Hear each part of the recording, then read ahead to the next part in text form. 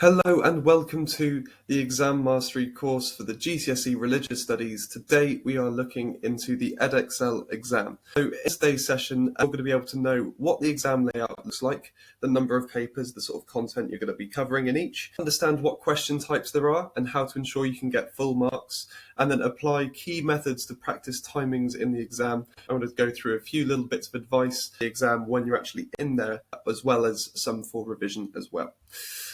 So the paper overview, the way that this works is that you have one compulsory paper, which is an hour and 45 minutes, and that's where you will focus on the beliefs, practices, sources of authority, and forms of expressions of way of life. That's all for one religion. Usually Christianity is usually your paper one, but obviously depending on the school, you might study a different religion. You have a compulsory paper two.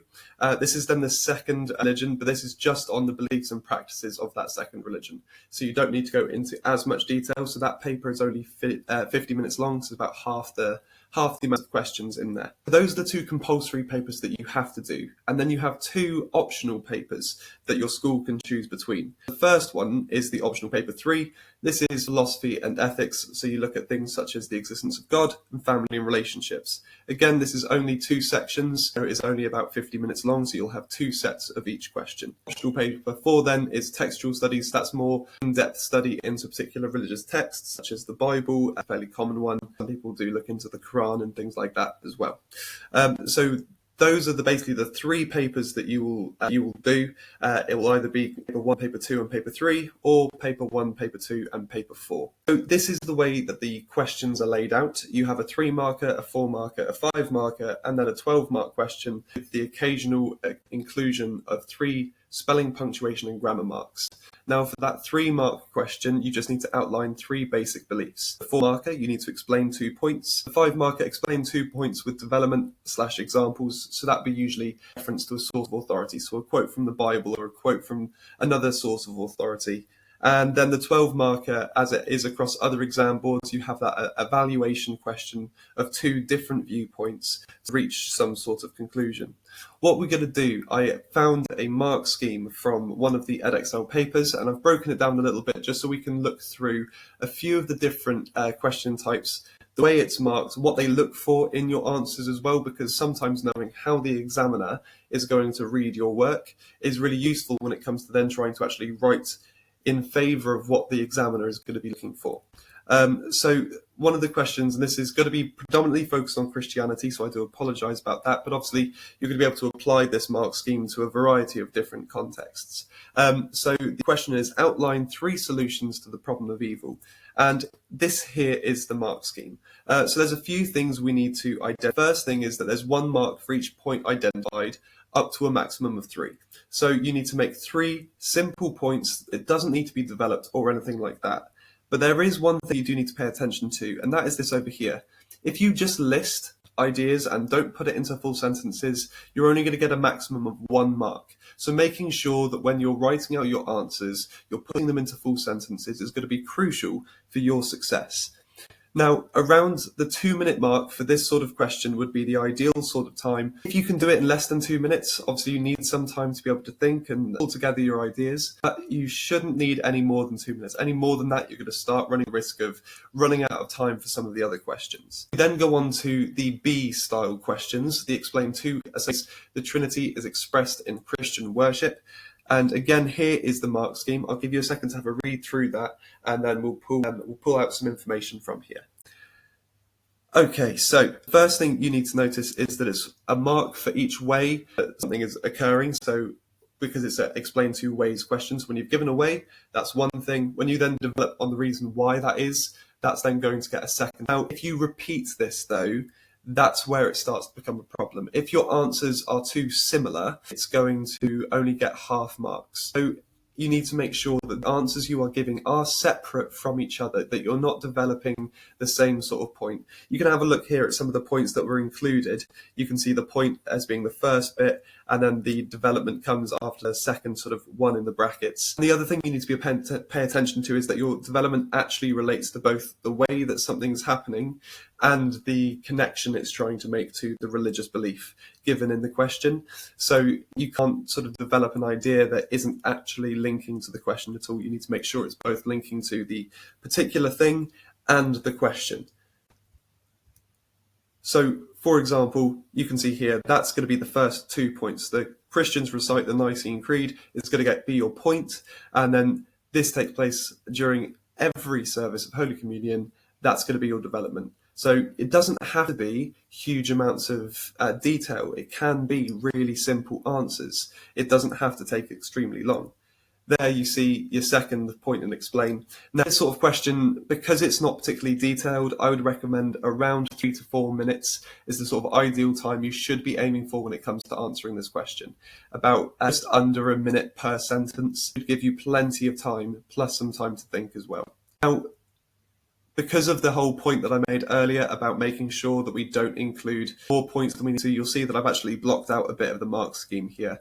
But this is done for the 5-mark question, and you'll see that there is 1 mark given for each detail given. You get a mark for each development, and then you also get a mark for each relevant source of wisdom or authority. So when you give reference to a particular religious text, so in this context, the Bible, that's something that's going to get you that extra 5th mark.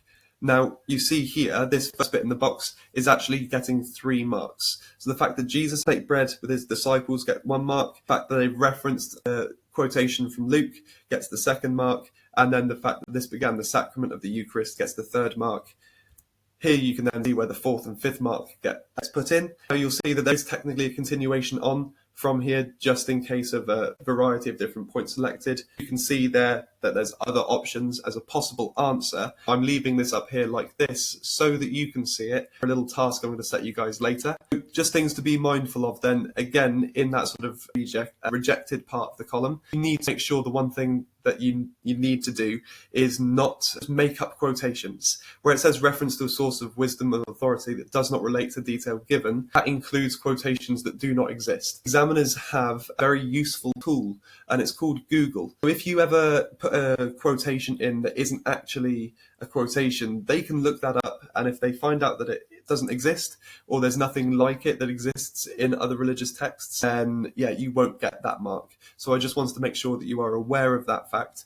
And then for this question, I would recommend around 4 to 5 minutes. Because of the need to find quotations or evidence, having that opportunity to think is going to take a little bit longer. That's why I say about 4 to 5 minutes. Again, doesn't have to be hugely detailed. As long as you make sure you get those references in and you make sure everything is developed, you should be absolutely fine. About 4 to 5 minutes would be the perfect timescale for that question. Okay, so now we get on to the D question, the big 12-mark question with a potential 3 marks for SPAG. What I wanted to show you first of all was the possible answers that you could have for this sort of question. And so here they are. I'll let you pause the video here if you want to have a read, and we'll be continuing on in 3, 2, 1. So you can see here that actually there's several points that you could make, all linked to particular religious beliefs and references there to religious texts, so source of authority. You can see that I've given both arguments for the statement and possible arguments against the statement as well. Now, I think this is really important to see because one thing that everybody asks is, well, how much do we need to write? I would personally say choose 2 to 3 points per side. My recommendation is always choose more points for the side that you are going to argue is stronger.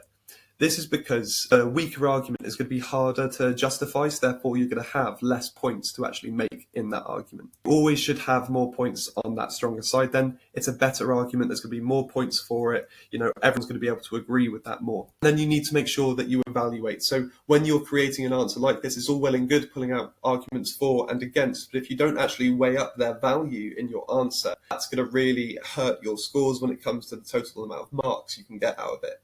So here's the mark scheme then, and this is just the first 2 levels. So if you don't answer the question at all, or if you don't write anything that's relevant to the question, it will be 0 marks. Now, you could technically write half an answer for an argument that goes against the statement in hand and still score 0. So it's not worth trying to write something that isn't for the statement first. So I would always recommend your first paragraph is write the question, the answer, linking to the question. Even if that is your weaker argument, even if that is your stronger argument, it does not matter. Get that one done first so the examiner can know instantly this one is getting marks. So then see when it gets to 1 to 3 marks, usually only 1 point, maybe 4 for the statement, with a few elements of understanding, but nothing really detailed, very generic answers. And level 2, you're starting to make those connections. Maybe you're starting to even give a little bit further development, but you're still not leading to, using of full evidence yet. So you're not using as many quotations. You might have a conclusion, but it's not going to be fully justified. Now, for level 3, on the other hand, this is where you're going to really start to get a little bit deeper. You're going to start pulling together some logical chains of reasoning. So your arguments are going to start flowing one from the other, are going to come together in some sort of full understanding of the point you're making. You're going to start making connections to many different parts of this question, including sources of authority, and you're going to start making some reasoned judgments. It's going to come to effectively a partially justified conclusion. You're going to want to make sure that there is some conclusion there. You've given a few points, but you've not gone into huge amounts of detail. The thing that gets you that 12 marks is that level of evaluation, saying which side is stronger, which side is weaker, which points make it strong. Why are those particular points strong? Is it a fact of everybody in the religion is going to agree? Is there a strong link to a core religious belief here? Or whatever it might be. If you can start showing that you have that higher level of understanding of what's actually going to be important for those people who are religious, that's when you can really start to access those top level 4 marks. Now, I also just wanted to very quickly show you the way that the SPAG mark works. Effectively, a lot of people think that it's going to be really, really hard to get 3 marks. It can be, depending on ability, but for the high marks, you want to have correct spelling and punctuation throughout your answer. You want to make sure that your grammar is effective so that when you're writing, everything sort of flows in a way that is logical. Everything flows in a way that sounds correct. You're not having to wait for 3 or 4 sentences before there's a full stop. You're not sort of going on and on and on. You need to make sure then you're also using a wide range of specialist terms. So this could be something like using those key vocabulary. So rather than saying that God is all powerful, saying he's omnipotent, or saying, rather than saying the multiple gods in Hinduism, you've got the Trimurti, for example. Using that key vocabulary is really, really crucial to be able to get those 3 marks. Listing the 5 pillars of Islam could be another example of getting those 3 marks as well. Now, some tips for the exam success. This is where a lot of people, when they go into their exams, when they don't know what to expect, maybe it's one of their first exams they're sitting, it can be really daunting. So what I thought I would do is just talk you through a few sort of steps, just things to keep in mind when you're in the exam hall. So the first thing is to keep an eye on the clock. Make sure that you are good with your timings. For every question that we've gone through today, I have shown you where the timings should be at, whether it be 2 minutes, whether it be 3 to 4 minutes, 4 to 5 minutes, up to 15 minutes, depending on the question. Make sure that you are keeping on top of your timings. If you feel like you need to move on, even if you haven't finished a question, move on. It might be that you get some time at the end if you can pick up some time later on and go back to those questions. Don't stick around too long when you feel like you're getting stuck. Move on to the next question, making sure you're keeping an eye on that clock. My one tip of advice would be leave some confidence boosters for moments where you feel flat. So a lot of people say, you should look through the paper and find all the easy questions and do them first. It's all well and good doing that, but what happens is once you've got through all of those easy questions, your confidence is just going to get lower and lower and lower with the questions that are going to be left that are harder and harder and harder. So by leaving yourself a few questions that you know that you can do really, really easily, it can just boost your confidence, making you feel like you are capable of succeeding, and it can just boost your morale in a situation which is very stressful. Make sure also that you use the same wording for your sentence starters per question. So if you use the wording of the question, for an example, you're going to make sure that you can start writing your answer really quickly. One of the things that hold people up the most is not knowing how to start answering the question. It's not that they don't have the knowledge, it's just they don't know how to start. If you use the wording of the question, that's going to really help you.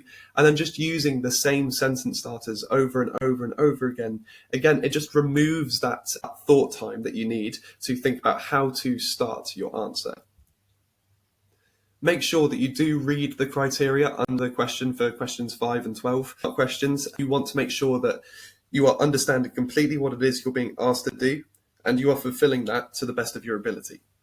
What you can do sometimes is use them as almost like a tick list as you go through the question, so you know that you have done everything that the question is asking you. I would recommend writing something for every question. You never know where those marks might come up. As you saw, there are some ways you can get some very easy marks. If you leave the question blank, you guarantee yourself 0. If you write something, you guarantee yourself a chance of getting some marks. So even if you feel like you're running out of time at the end and there's like 2 or 3 questions left, get some stuff down onto paper and see if you can pick up some extra marks, because you never know, you might be able to push yourself up from that grade 3 to a grade 4, or that grade 5 to a grade 6, or maybe even a grade 8 to a grade 9. So make sure that you are writing something for every single question that comes up. Now, if you are someone who does struggle with your timings and you are needing to write something for every question, sometimes you can be general. So especially for those 4-mark questions, you can definitely be a little bit more general. So that can save you time. Rather than always thinking about being really, really specific, there are moments where generalizations can be made. Now, do be aware that for the 5 and 12-mark questions, that may not be appropriate, because obviously that's going to limit the amount of marks you can get. However, in a time crunch, if you just need to get some marks down onto paper, you can be general and you will pick up some marks from doing so. Another sort of call, please do not make up quotations. They will be found to be fake and you will not get the marks for them. So please just don't make up any quotations, and make sure that you do use that key vocab. Ensure that you get that high level of SPAG for those 12 markers. It's an extra 3 marks onto them, making them a 15-mark question effectively. And you can get that 15 marks just by using correct punctuation, correct grammar, correct spelling, and obviously making sure you're using that key vocab as well. Now, I wanted to set a little challenge for you. So what I'm going to do is I'm going to put the timestamps onto this video, each question type. And what I would like you to do is write out the question, see if you can have a go at answering it, use the mark scheme.